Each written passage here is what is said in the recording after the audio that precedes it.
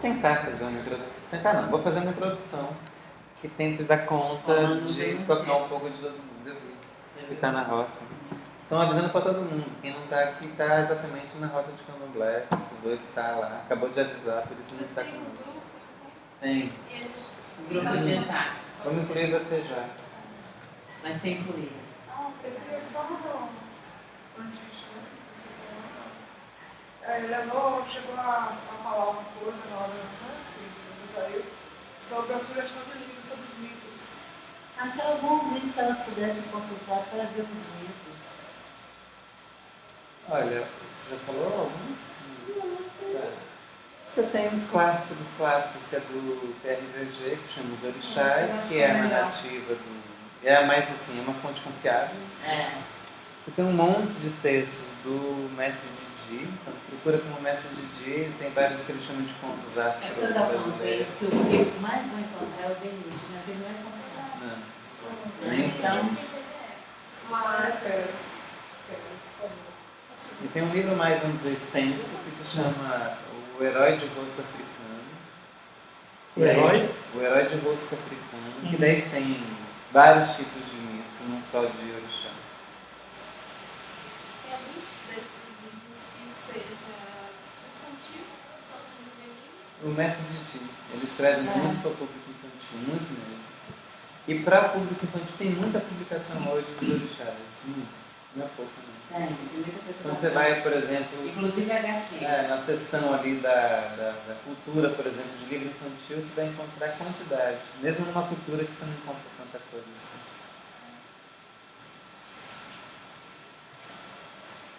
Aí eles, particularmente, assim, daí tem uma galera que eu conheço que trabalha com isso como suas teses, né? Literatura infantil afro, então é quantidade mesmo, está falando de centenas de livros. Elvis trabalha com... Eu que trabalho com Trabalho isso. com isso. É um deles. Tem bastante gente aqui na Bahia, inclusive, que tem esse trabalho, e fora daqui também. Já da história do Cosmo, só para pegar as pontas, realmente nunca tinha ouvido falar assim, Cosmo, ontologia, é uma criação de Deus novo, que tem que batizar, né? O não tem que batizar. E os mitos, assim, o pessoal que estuda mito, define mito como cosmogônico ou cosmológico. Uma hora a gente vai falar melhor sobre isso. Não me... isso existe, os cosmogônicos, os cosmológicos, mas acho que é reduzir o mito. O mito é bem mais do que essas duas narrativas de criação do mundo e da ordenação do mundo. Ele é mais que isso. Ele tem princípios éticos, políticos, medicinais, assim por diante, que não cabe dentro desses dois conceitos. Mas vamos lá então,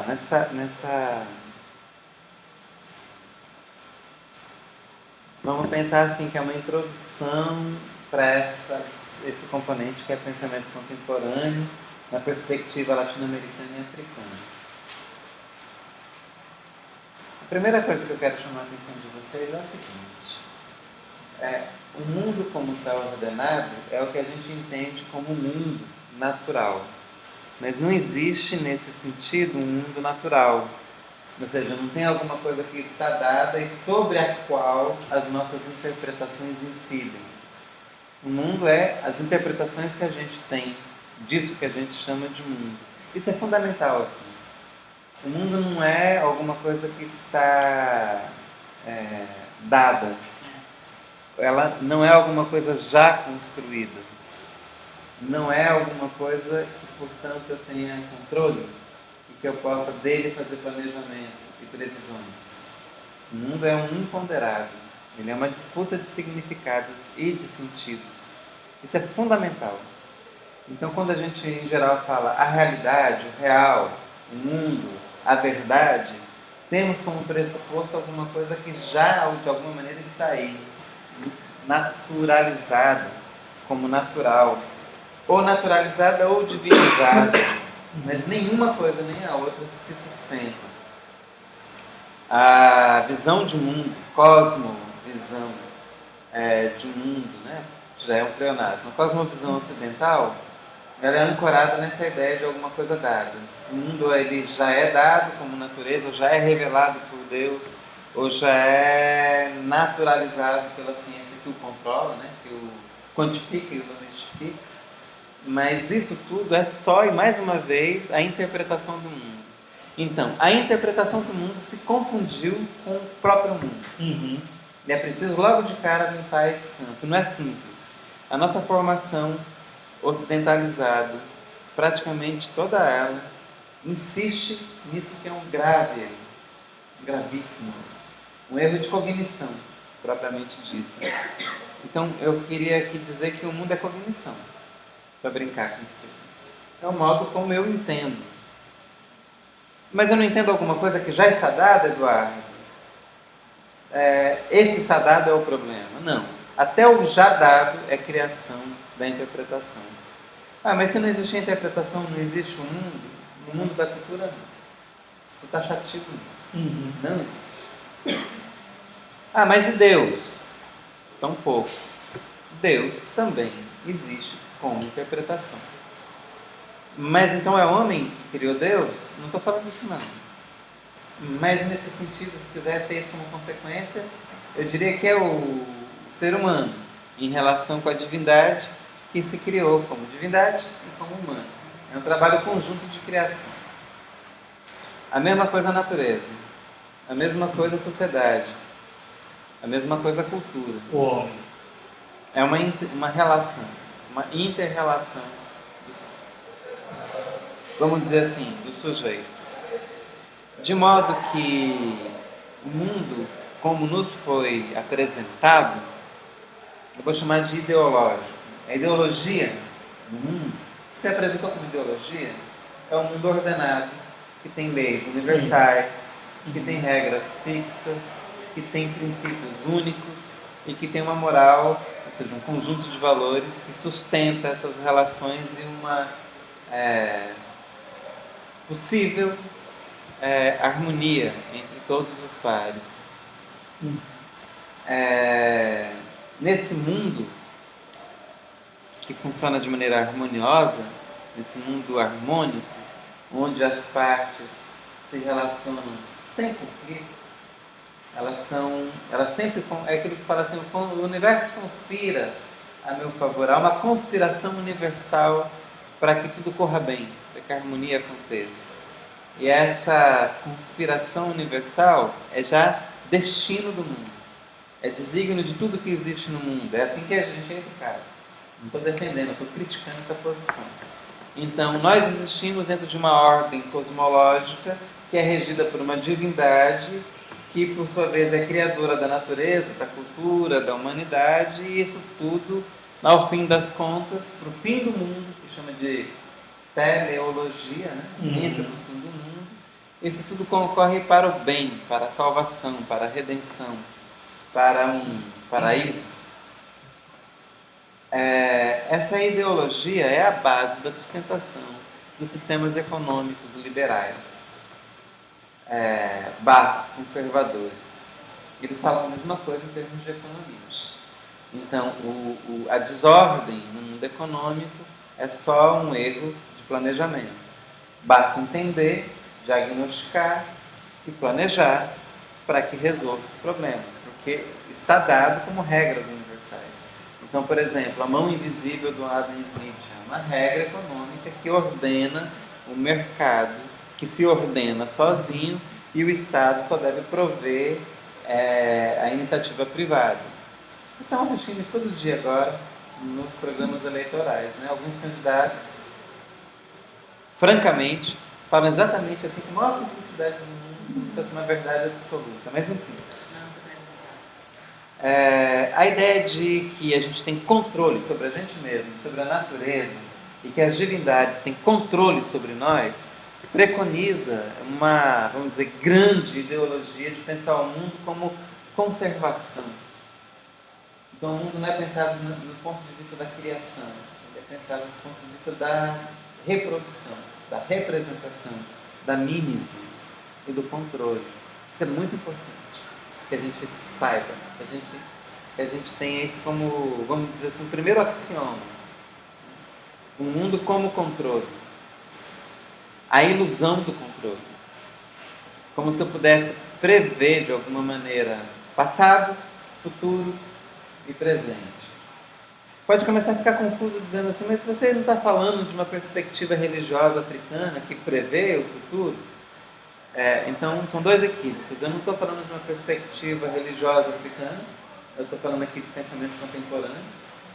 Muito embora eu seja dessa tradição, e isso nunca deixa de ser, isso nunca, é o que Leonardo dizia antes, isso nunca me abandona.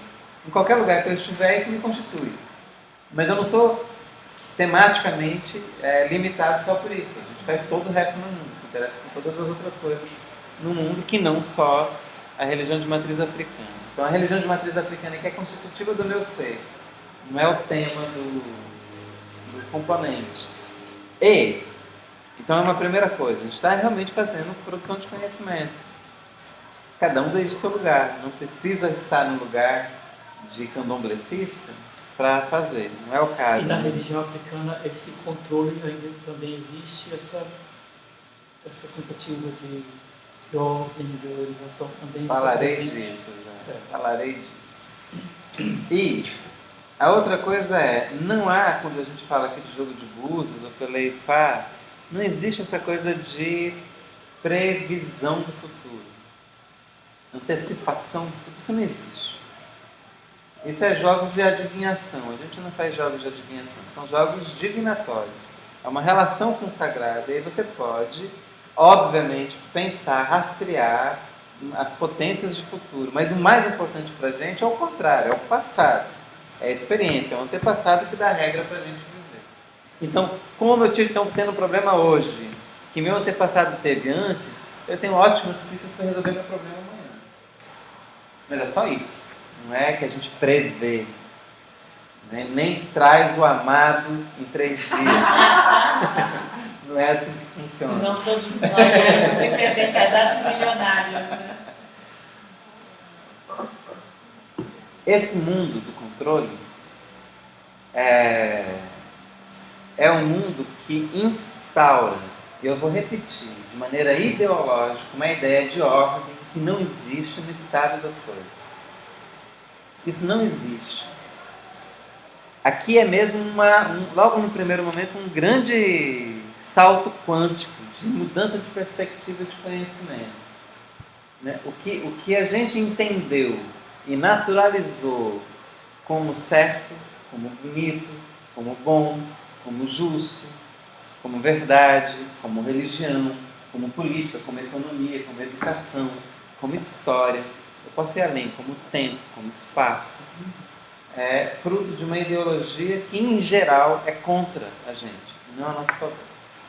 Então, é um pouco ainda mais abusivo, quer dizer, um pouco mais significativo, quero dizer, porque não só o mundo não é assim, como isso que diz que o mundo é contra o que somos. Eu estou falando somos aqui, América Latina, África, tá certo? Então, isso é toda uma ideologia montada que justifica ações de opressão em todas as esferas que vocês possam pensar. Mas isso também em qualquer esfera, seja norte ou sul também, né? Não, nós somos os alvos. Sim.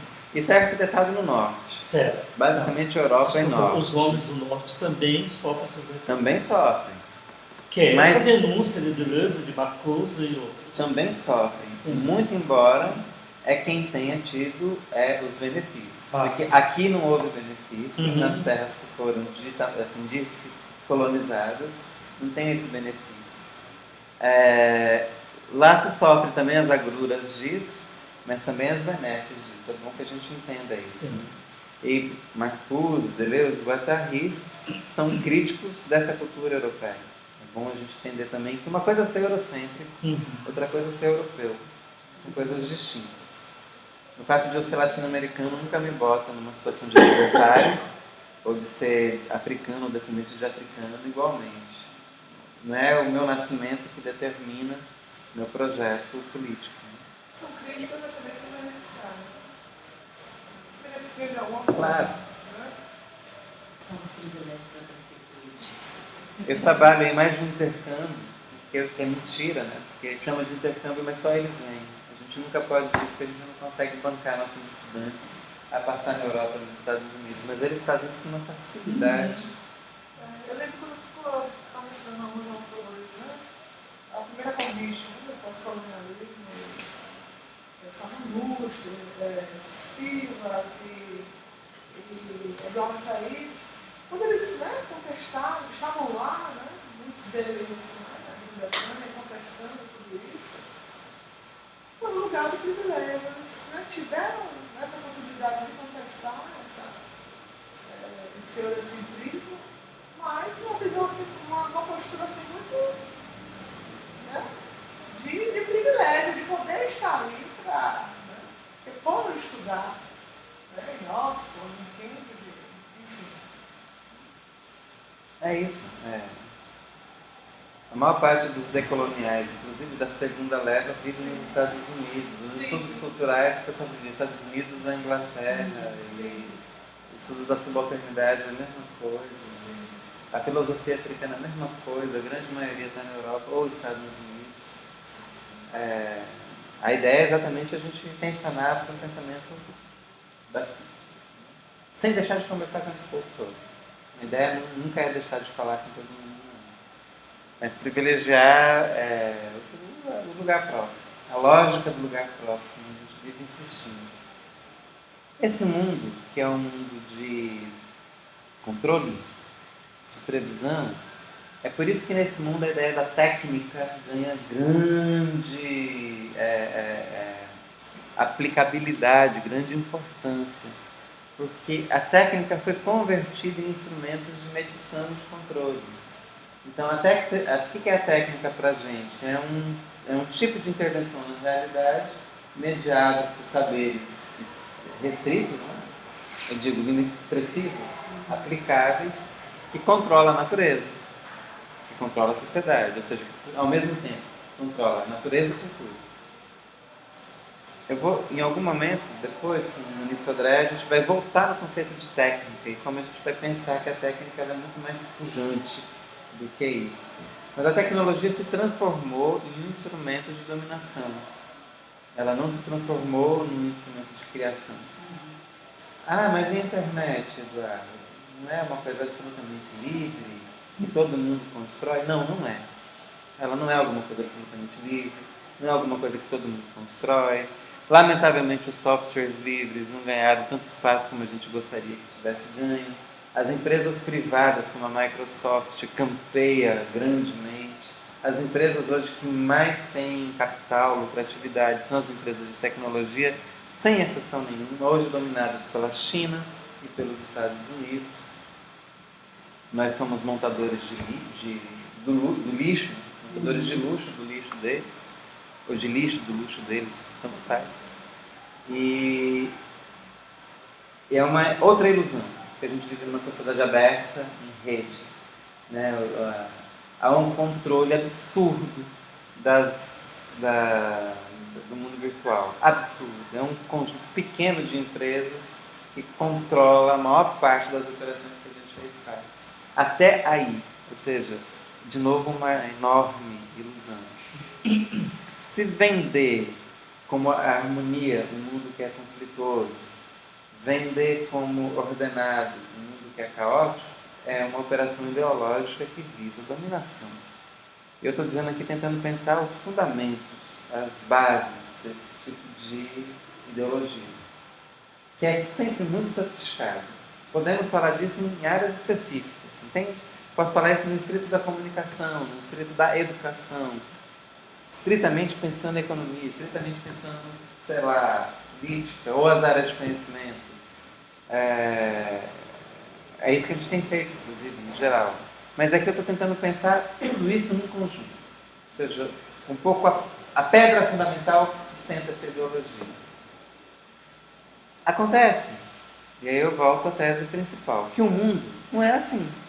A primeira coisa que a gente vai dizer como contestação é dizer que o mundo se comporta como controlável, previsível, planejado, é só um jeito de dizer o mundo. Eu posso dizer isso de outras muitas maneiras. Aí eu vou para a sua pergunta, Roberto. E na tradição religiosa africana que se manteve e se recriou no Brasil? O mundo não tem essa mesma característica de controle? Vamos lá. Tem. A primeira resposta é tem. Toda vez que eu falar de cultura africana, vocês vão ver que eu vou falar tem, mas. Então eu vou começar com tem. Daqui a pouco eu venho para o mas. É sim, é um mundo ordenado.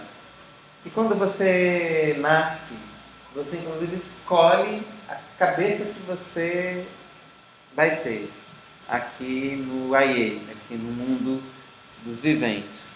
Então a gente tem essa possibilidade. Eu mesmo é que escolho a minha cabeça. E toda vez que eu penso nisso, eu penso no Bolsonaro. Ele tinha tanta cabeça boa para escolher. Muita coisa. Mas você escolhe a sua própria cabeça. Quando você nasce, você esquece. Senão não ia ter graça, né? Senão você ia saber tudo que iria acontecer no seu caminho. Então, ao nascer, você já escolhe. Então, antes de nascer no Orum, Sim. você é criado lá primeiro, né? Aí Sim. você nasce aqui. Então, você escolhe a sua cabeça. Você escolhe o seu Ori. Ori é cabeça. E todo Ori tem um Odu, que é um caminho. É o seu caminho na vida. É parecido com o que vocês veem no Zodíaco, por exemplo, e outras coisas mais. Parece como o conceito de destino. Um pouco com o espiritismo. Também, com o Xing. E vocês veem que nessa matéria, com o Shintoísmo também, então, nessa matéria você tem certa... Não tem universalidade de nada em função.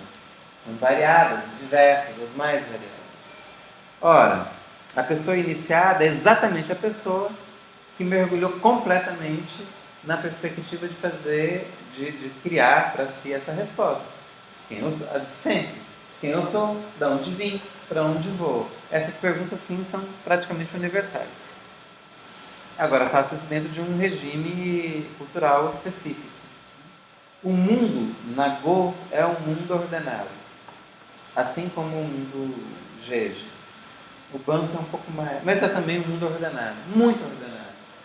Ordenado ao ponto que você saber bem o seu caminho, você sabe inclusive o que vai lhe acometer. Vou dar um exemplo pessoal. Tive um grande problema aqui em Salvador, numa casa. Comprei uma casa, já iniciado eu, e aí eu comprei a casa e não joguei para saber se eu tinha que ir para essa casa ou não. E a casa deu 1000 problemas até hoje, nunca pude nem dormir nessa casa, jamais, são 10 anos.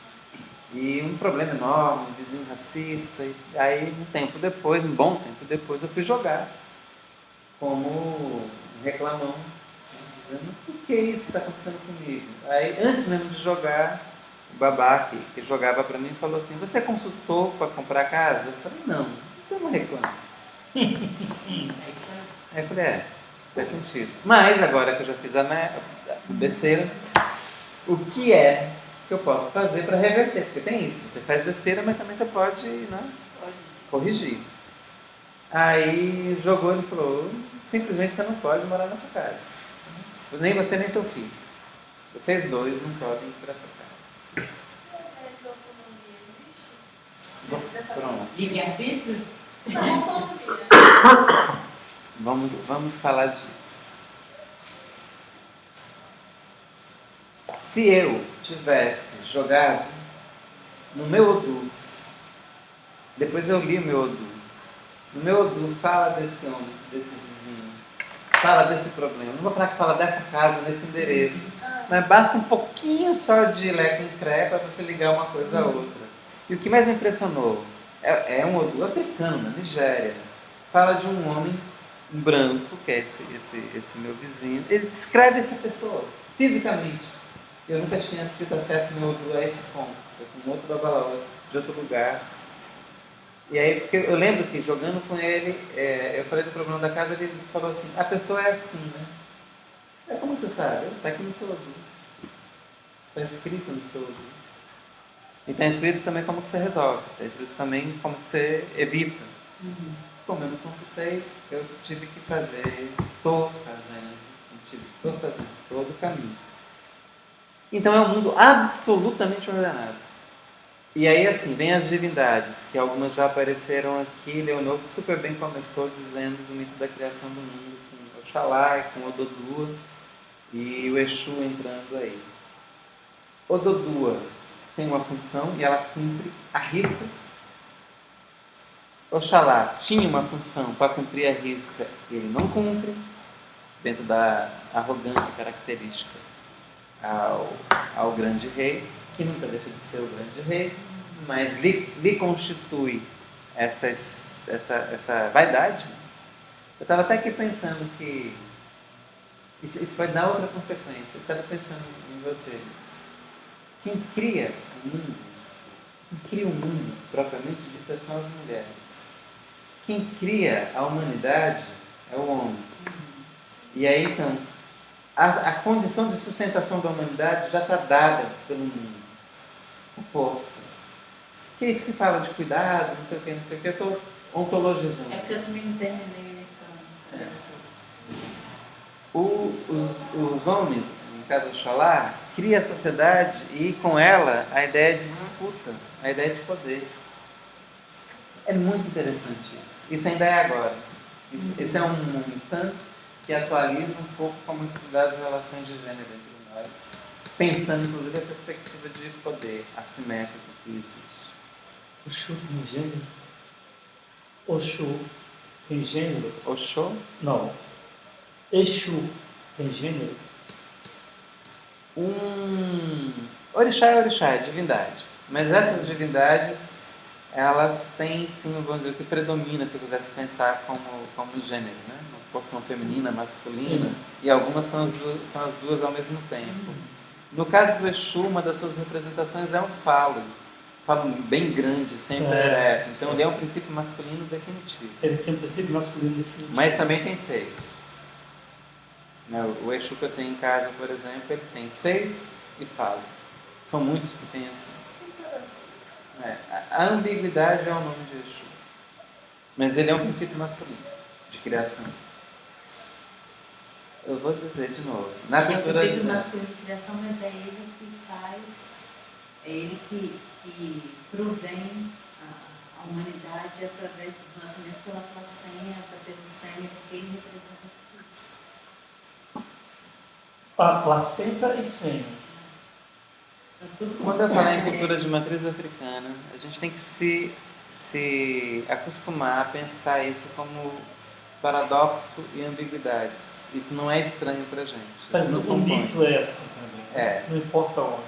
Mas olha A só, complementaridade também É. colocada aí o tempo todo. Ododua e Oxalá é que criam o mundo como a gente entende. Porque o mundo não é entendido sem a humanidade não é entendida sem o mundo. Então, a criação do mundo não é uma criação da mulher e do homem. É uma criação de um princípio que rege essa cultura, que é o princípio de complementaridade entre um e outro.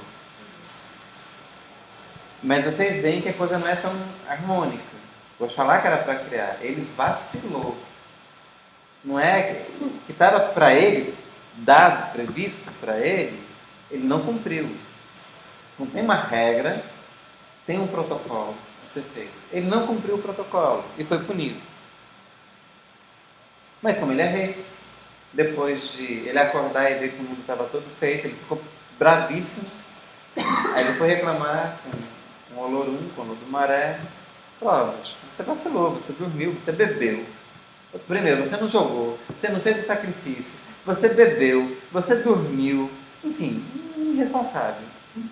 Ododua fez tudo isso. Ficou vigilante, acordada, jogou, fez o sacrifício, fez o ebó e criou o mundo. Mas como você é, quem você é, vai lá e cria a humanidade. Aí ele veio e criou a gente. E dizem que, como estava ainda meio bêbado, aí criou a gente tudo diferente um do outro, porque não tinha condição de fazer tudo põe a igual. culpa no oleiro que fez as cabeças para o Oxalá. Esse, Esse goleiro era bagunçado e tal, e aí acabou Oxalá. fazendo uma cabeça de qualquer jeito, cada uma de um jeito. essa ideia mostra que cada um tem a sua singularidade e que essas singularidades se interrelacionam em relações de complementaridade, mas não necessariamente harmônicas. É porque é exatamente isso. Porque mesmo quando o Oxalá vem para o Aie com as suas cabeças e com as Deus ele tem que negociar com o Dodua para ele poder se instalar em determinado local e criar a humanidade. E inclusive ele casa com o Dodua. É irmão casando com irmão. A minha pergunta é capciosa. Será capciosa? Então, é impressionante. Chega a ser impressionante. Chega a ser impressionante. No entanto, esse mundo absolutamente ordenado, Nagô, ele tem uma divindade, particularmente uma divindade, que bota o caos nessa hora. É exatamente o nosso velho conhecido Exu. Exu, ao mesmo tempo, faz cumprir a norma. Quando Oxalá não cumpre os preceitos, é ele que faz Oxalá se dar conta que tem que cumprir os preceitos. Então, nesse sentido, ele é aquele que fiscaliza, que diz, Que e dá aí, limite. aí, compadre, você não fez, vai pagar. Não é culpa do Exu, é culpa de quem não fez. Então tem um monte ditando Exu que as coisas não dão certo.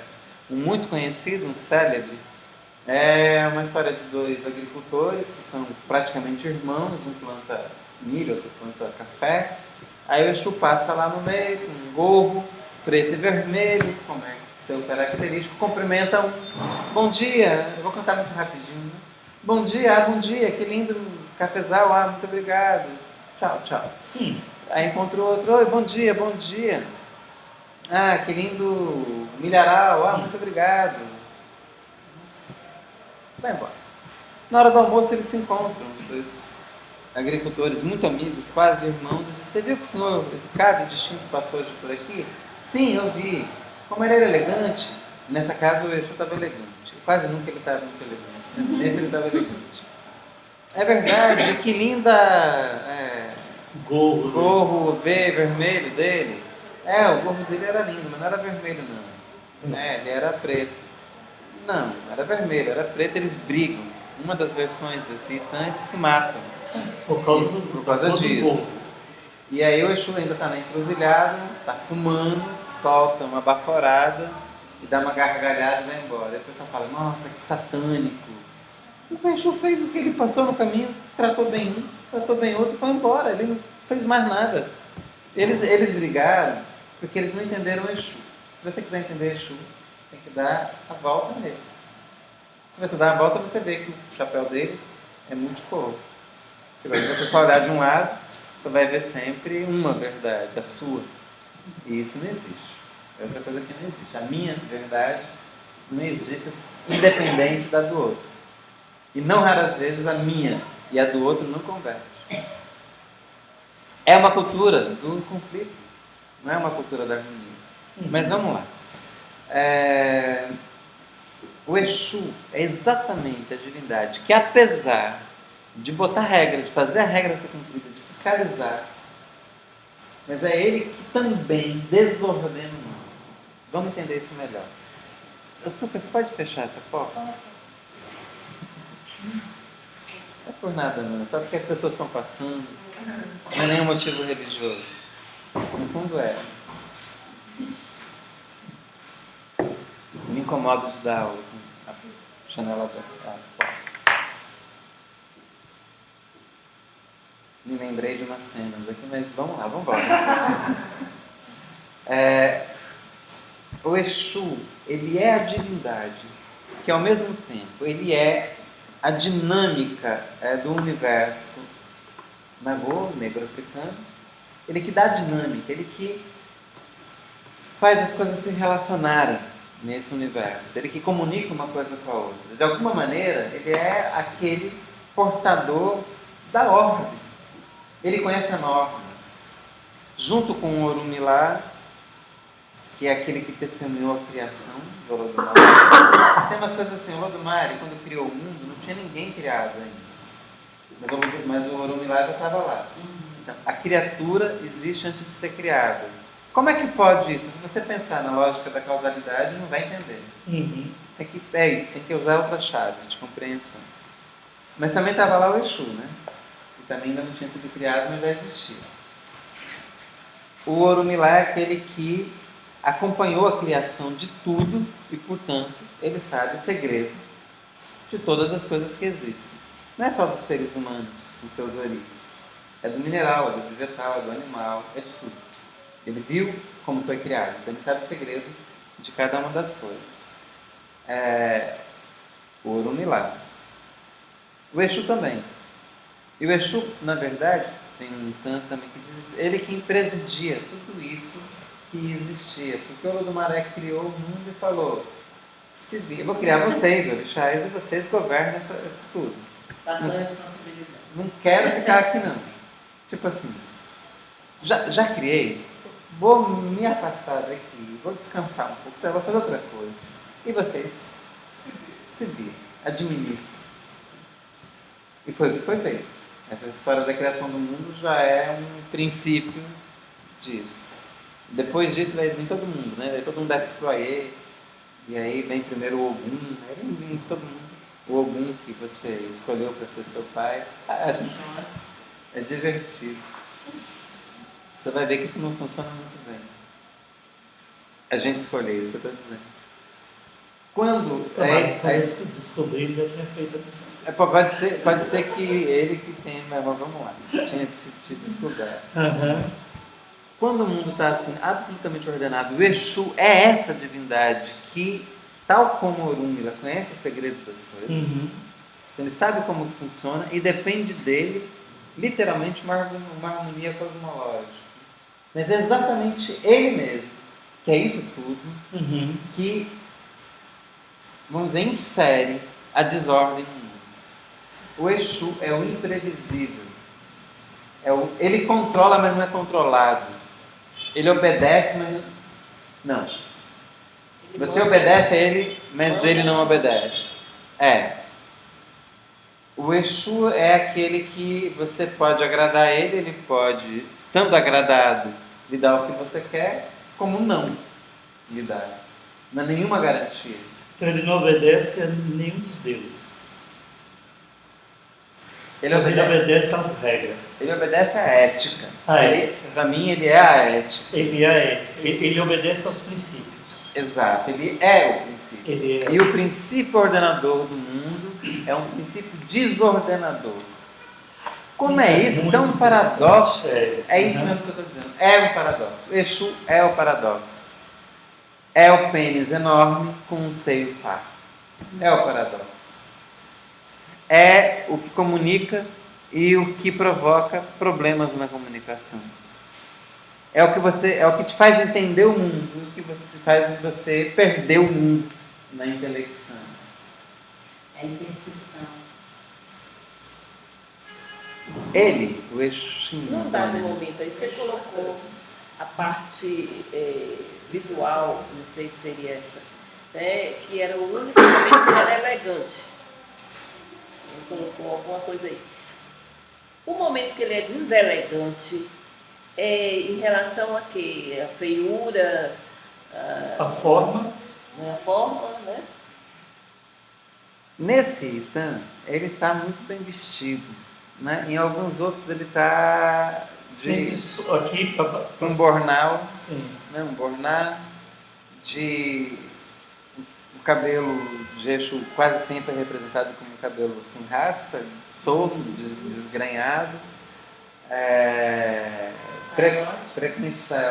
frequentemente pé no chão ou uma sandália de couro, de cabra, né? Sempre com muitas cabaças. Você dando a ele, você pode receber, não que você vai receber. Mas se você não dá a ele, você pode ter certeza que você não vai receber. Você vai perder.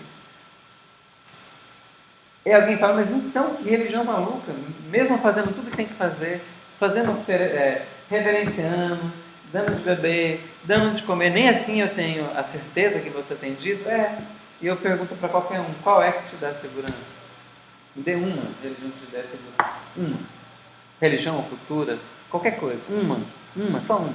Eu fiquei refletindo nessa coisa do conceito da característica da entidade de Exu, né? E porque quando eu estava conversando com o Pai de Santo, que é da religião, eu fui, acho que foi isso, Exu como espelho de si mesmo. Isso faz muito sentido, né, na verdade, que essa conclusão, esse conflito, essa desorganização é É a gente mesmo. mesmo. E é a gente quando diz, isso é diabo. O que você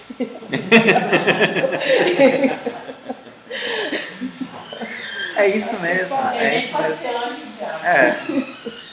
Esse Exu. Mas ó, eu estou pensando aqui, gente, vocês sacaram, né? Estou fazendo um salto epistemológico, uma guinada mesmo epistemológica. Disse que o mundo foi dado como ordenado. Mas com Exu, a gente tem que o mundo é desordenado. Ele é o único, a única divindade que tem essa característica? Não. Se chama aí internacionalmente de trickster. É um jeito em inglês, né, de dizer. São entidades que bagunçam o coreto, literalmente. Então tem várias. Ó, na Grécia também é tudo ordenadinho, né? Tem lá Zeus, Hades, Poseidon, todo mundo direitinho. Quem é que bagunça o coreto? Hermes. Hermes é o que pega atalho, que descumpre, que bagunça com Zeus, que bagunça com Hera, que vai lá, ele é o que pode chegar lá no inferno, quer dizer, que a gente chama de inferno no Hades, bagunçar o coreto. Ele vai, ele volta de boa. Né? Os outros não podem ir, ele transita tranquilo. É muito parecido com o Exu. Nos Estados Unidos não tem muito essa coisa, mas tem lendas antigas indígenas, e é o coiote, que tem esse papel de trickster, de desestabilizador. Na Índia é um monte, né? Aí você tem uma miríade de entidades que é bagunçada, né? Que bagunça o universo. Não é uma. O Shiva é uma delas. No Oriente igual, quer dizer, você tem muitas divindades que desestabilizam o estado. Um dos seres animais no Japão famoso é o raposa. A raposa. É vira, É astuta, né? bagunça, mas ele tem que fazer oferenda igual a Exu, mas se você não faz, ele vai fazer arte. É sempre a mesma história. E aí é que é interessante, porque quando entra esse personagem, o Exu, e as coisas se desordenam, eu estou dizendo que o Exu é o princípio cosmológico mais importante dessa cultura, que não é só para essa cultura. Eu estou tentando ler, a partir do Exu, como é mesmo que o mundo se apresenta. E o mundo se apresenta sempre de maneira variada, múltipla, caótica, rizomática, diferencial. Isso tudo, para mim, tem um nome, se chama liberdade, para pegar o seu tempo. Autonomia e liberdade. O que eu não tenho aqui é o controle, porque isso não existe, nem das minhas ações, nem das ações dos outros, e nem do território onde eu habito. Mas eu tenho a ilusão disso, né? O nosso problema é esse. Me é apresentado assim, Sim. Mas de fato não existe isso. O que existe é um não controle. E é isso que a gente chama de liberdade. Sim.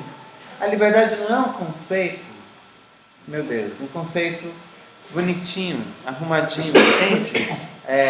Que sempre leva a uma coisa boa, como nos é apresentado. Liberdade é liberdade. Eu posso ter a liberdade de cair de um precipício. A carta do tarô, para não dizer que eu só falo de orixá, a carta do louco, que é a carta sem números, é a carta sem controle, é isso. É um louco andando, tem um cachorro mordendo a bunda dele, inclusive, ele está nem aí com um bastão, e ele está a um passo de cair no precipício. Ele pode cair, como pode não cair. Isso é liberdade. É um estado de potência, onde você pode, não necessariamente vai fazer, mas onde você pode fazer tudo quanto é possível. E até, nesse caso, impossível. Liberdade aqui é não controle. É a instabilidade. É instabilidade. A liberdade instaura a necessidade da criação. Porque se está tudo criado, eu só tenho que repetir, como mímese, a criação. Se não está dado, eu tenho que criar. Então, para nós, o mundo está em permanente criação. Tanto na ameríndia, não estou falando para todas as comunidades indígenas, mas para a grande maioria é um padrão. Não estou falando para todos os africanos, mas é um padrão cultural, que tanto para africanos quanto para indígenas, e eu acho que eu posso incluir a cultura oriental. Eu tenho aprendido muito com nesse caminho. O mundo, ele não foi entregue pronto pela divindade. Nem para a divindade. Nem para a divindade, nem pela divindade. Pela divindade. O mundo é permanentemente uma criação. Mas não é isso que a gente falou logo no início? Que o Mesmo mundo que foi criado não é perfeito. é isso. Porque é permanente. Permanentemente recriado. Permanentemente precisa da complementaridade das forças humanas e sagradas, de natureza e de cultura, de homens e mulheres e trans. Trans é exatamente o adjetivo mais importante. O mundo é trans. O mundo não é hétero. O mundo não é homo. O mundo é trans. Exu é trans. É isso, ele é trans. Ora, muita gente do candomblé ia me bater. Eu falo Com isso. certeza. Mas eu estou fazendo filosofia. Muita gente da filosofia Também. Eu tenho que andar protegido mesmo, vocês já viram, senão eu já apanhei de muitos lados. Nesse ponto, gente, eu estou no primeiro tópico, mas tá, não vou também, é só para começar. Cuidado. Esqueça a ordem. Universal. Flua. Nesse ponto, a autonomia só se dá como liberdade. Nunca se dá de maneira individual. Muito importante isso. Não existe a autonomia do indivíduo. Então, ser autônomo não é ter medida. Não, ser autônomo aqui é gozar da liberdade em comunidade. Então, se eu traio as regras da minha comunidade, eu posso perder a autonomia. Vou dar um exemplo. É um exemplo bem claro, o pessoal fala de feiticeiro e curandeiro em África, e também passa para cá. Eles fazem as mesmas coisas, eles e elas. Curandeiros e feiticeiras, curandeiros e feiticeiros, curandeiras e feiticeiras, fazem a mesma coisa.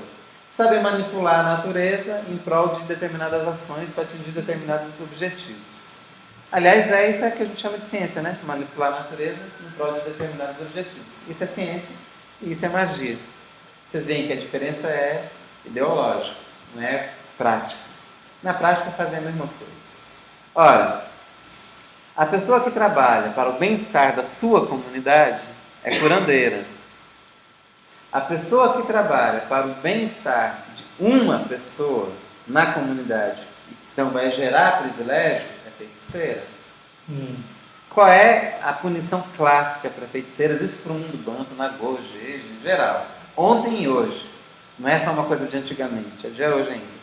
Qual é a punição clássica para essa pessoa que trabalha em prol de alguém e cria então um desequilíbrio social? Ela é retirada da comunidade. Ela não é impedida de fazer o que faz. Ela não perde a possibilidade de comer, beber, nada. Só que ela não vive mais na comunidade. Ela vive fora. É por isso que vocês vão encontrar, isso não é lenda, né? Nos filmes, livros, literatura, sempre tem essa figura escanteada, longe. Sim, mas que geralmente vão lá, né? Então, Os indivíduos vão. os indivíduos não porque querem privilégio. Na verdade, está se acabando os curandeiros. Os feiticeiros alastrou-se como praga os curandeiros nessa nomenclatura. Mas eles estão dentro ou fora? Mas isso acontece também com, por exemplo, com a política. Né? O rei, a rainha, tem um princípio que eu gosto, que aí ele morre, que se chama regicídio. Então, quando a comunidade não vai bem, quem morre é o rei. Eu adoro esse princípio, eu queria que fosse aplicado no Brasil. Porque aqui no Brasil é o contrário, né? O rei fica bem, quem morre é a comunidade. Tem um princípio real, real literalmente, do regicídio, que é isso mesmo. Se a comunidade está passando fome, está com problema, o rei já era, antigamente. Ele está com jeito. Agora, o que é uma medida rigorosa, no extremo?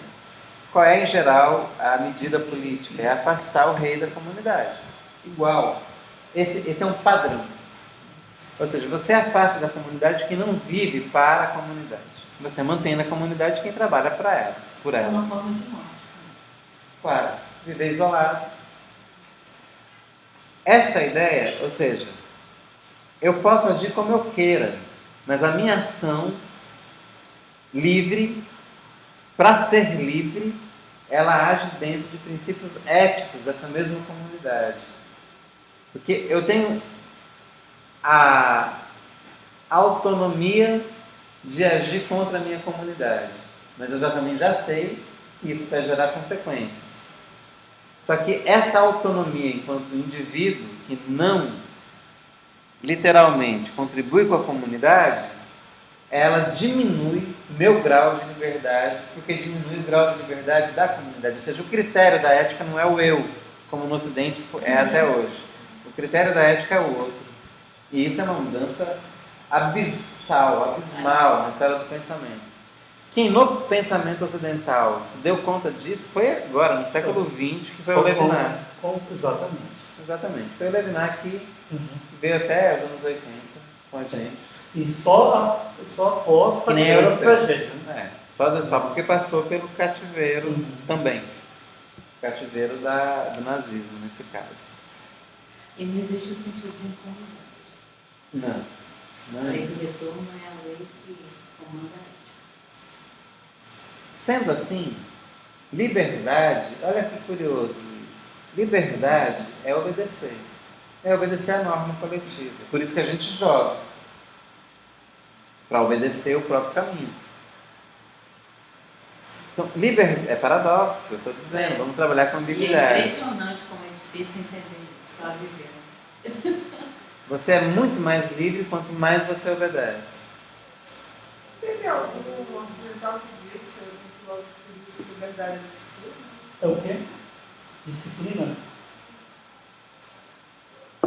Quase Quase isso, né? todos da modernidade. Para te deixar isso claro. Né? Locke, Hobbes, Rousseau, os contratualistas diziam isso. Kant disse isso de alguma maneira. Hegel disse. Marx disse. Veja a grande diferença. Ou seja, você tem sempre um parâmetro e a partir dele, bem mesmo na Bíblia, na questão do pecado original, tem um parâmetro. Você primeiro, se não dissesse não faça isso, fazer a ação não seria punitiva, ou não seria um objeto de punição, porque não teria o parâmetro. É curioso que no Ocidente a gente trocou segurança por liberdade. A gente optou por ter segurança e por isso abrir mão da liberdade. Esse é o acordo que a gente faz com o Estado. Liberdade nesse contexto, né, como você coloca, me vem muito da desconfiança.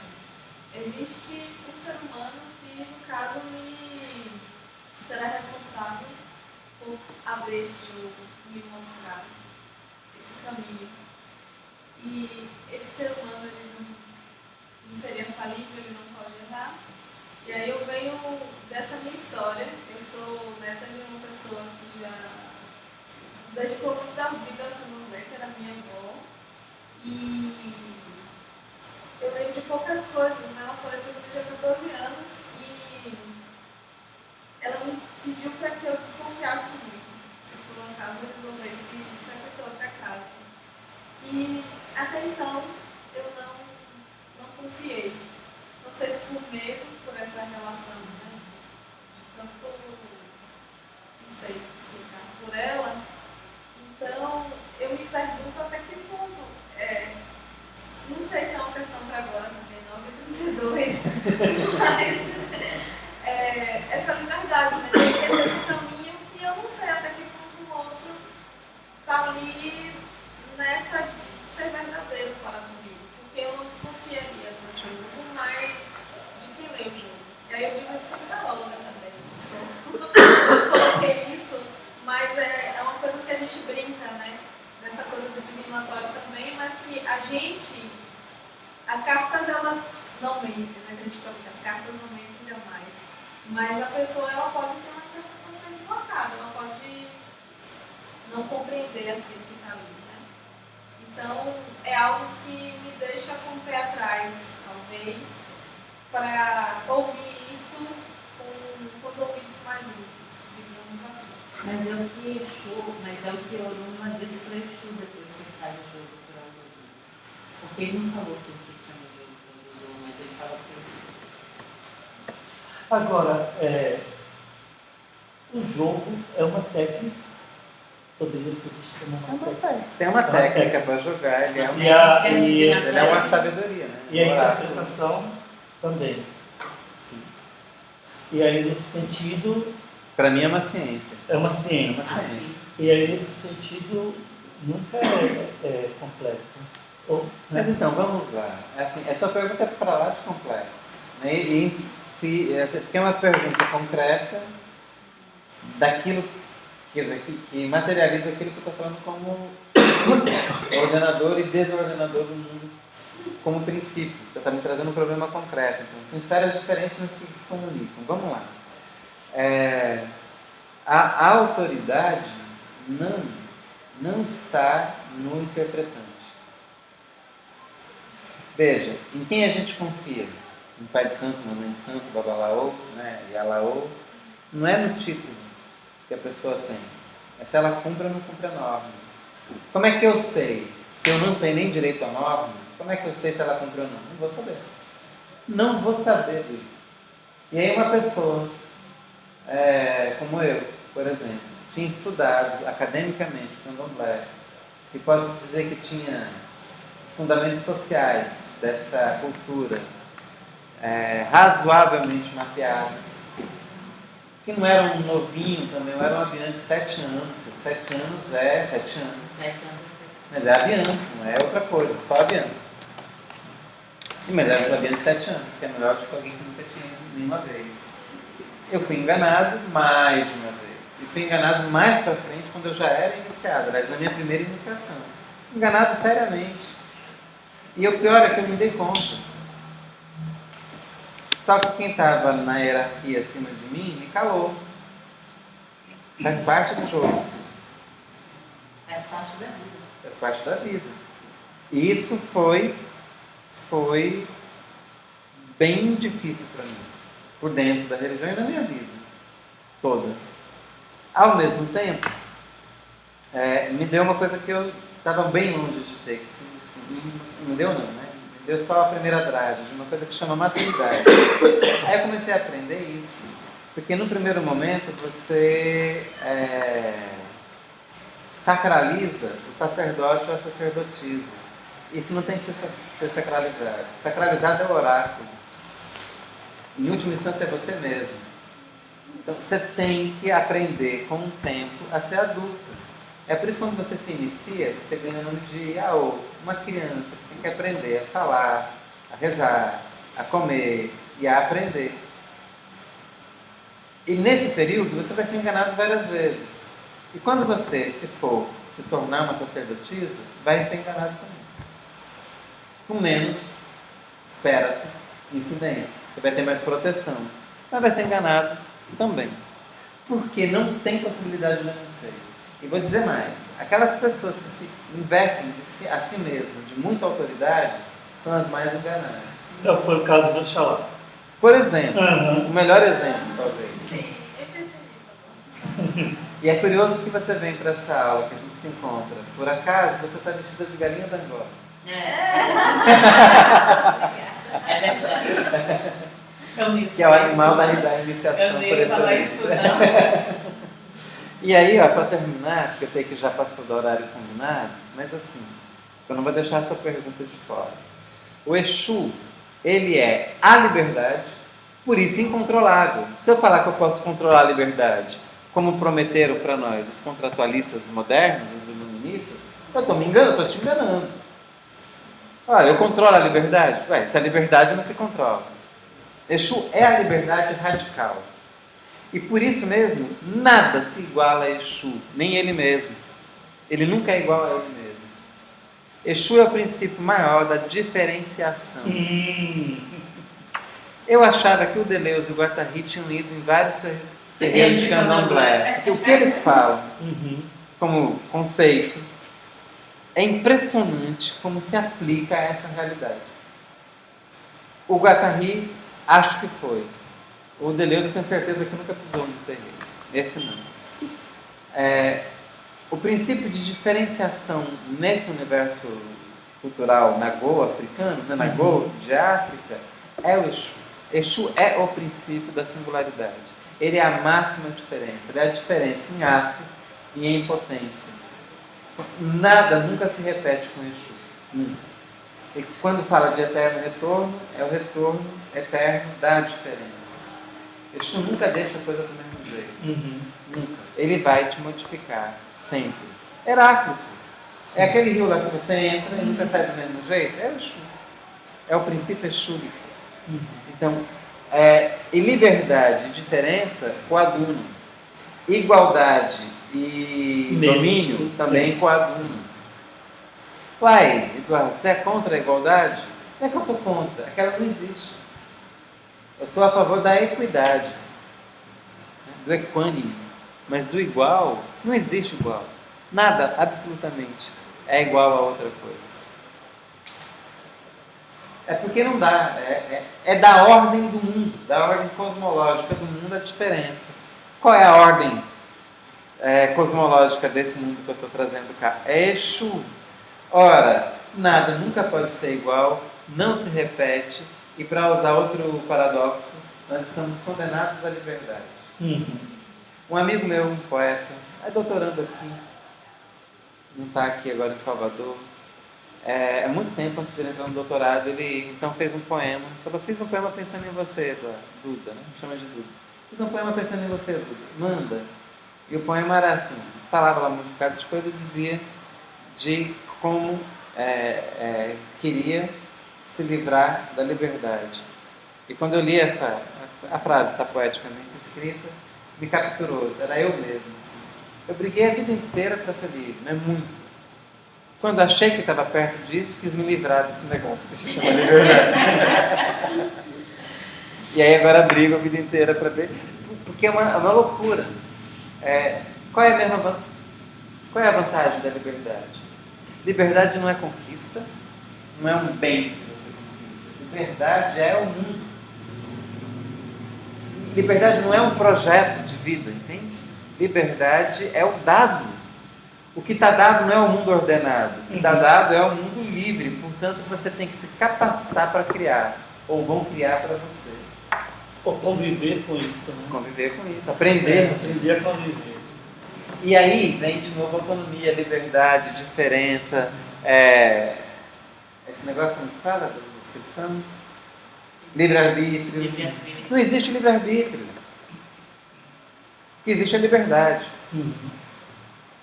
Que Deus é esse que me cria o bem e o mal e me dá o livre-arbítrio de escolher o que é ruim para mim? Já muita gente, no próprio cristianismo, na cristandade, disse que esse Deus que se apresenta como Deus, no final das contas, é o diabo, porque te engana dessa maneira. Foi um grande debate, isso demorou uns 400 anos, debatendo naqueles mosteiros. Realmente, é um debate. Eu tenho essa formação também, porque passei por aí também, e tinha interesse nessas coisas. Depois eu perdi interesse total, ficar discutindo o sexo dos anjos mesmo. Mas assim, discuti. Quando era para discutir, discuti. Então assim, o que eu tenho é liberdade, e a liberdade não é a mesma coisa que livre-arbítrio. Porque livre-arbítrio implica que eu tenho um caminho certo para seguir e um não. E o que eu estou dizendo é que a gente nunca sabe. O caminho certo a seguir é o seu. Não tem um caminho certo para todo mundo, que seguindo os mesmos preceitos, as mesmas normas, comendo as mesmas coisas, vestindo as mesmas roupas, vendo as mesmas coisas, vai dar. Por exemplo, tem eu e Leonor aqui.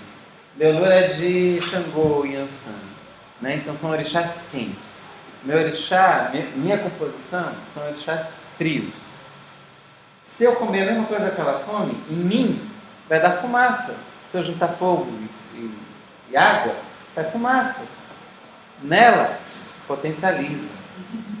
Mas se ela também se meter com os meus elementos, para ela, não é igual. O princípio é da diferença máxima. Não tem o caminho, tem o meu caminho. A diferença não é um caminho individualizado. O meu caminho é dado dentro da norma ética que é dada pela comunidade.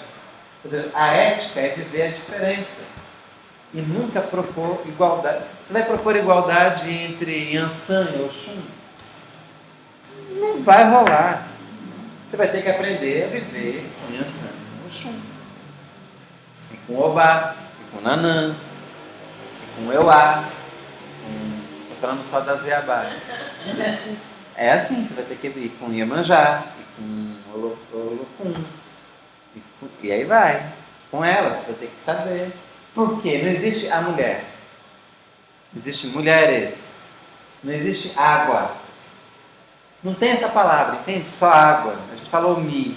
Mas assim, água é um conceito abstrato. Tem água parada, água corrente, água doce, água salgada, água saloba, água da nascente, água da superfície, água da profundidade, água no meio da mata, água no lago aberto. E para cada um desses lugares mora uma divindade. A água com ama. Sim.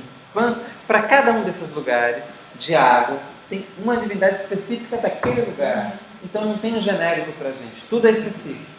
Ao mesmo tempo, o Exu é o genérico. Por que é o genérico? Porque ele é o específico de cada um. Enlouqueceu, né?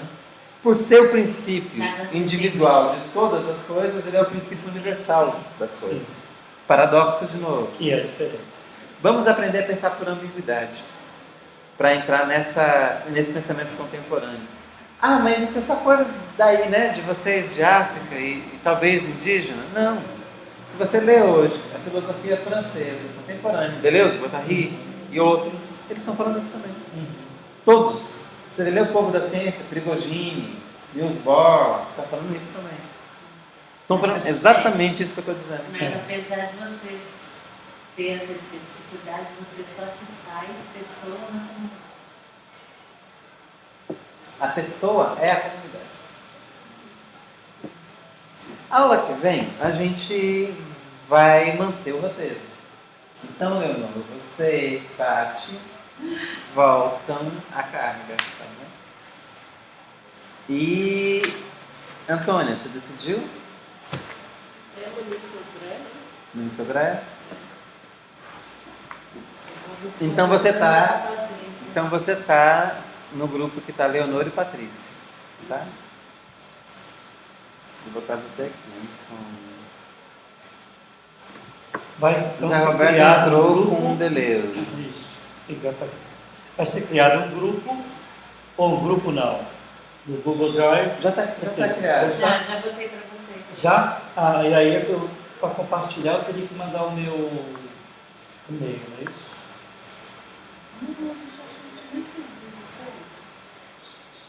Nem sei, eu não olhei. Eu acho que a gente recebeu e-mail. Eu vou mandar o e-mail do Gmail. Não, elas fizeram um e-mail. Vocês fizeram um e-mail. Entendi. No caso, tem datas? Como é? O calendário já. A próxima aula já hoje é 4, é 11, né? Aí então eu posso levar esses aqui, porque eu não tenho. Esses Pode são não. para o Não, pode. Para começar logo, né? A gente vai ter que explicar. Tem PDF. Tem PDF, não tem? Tem PDF, Antônio. Esse livro tem PDF. O Glissant também tem em português, tem bastante coisa. Tem um site que a gente tem que é Filosofia Africana, bota lá, que é do Anderson, nosso parceiro. E tem vários textos do Glissant traduzidos lá.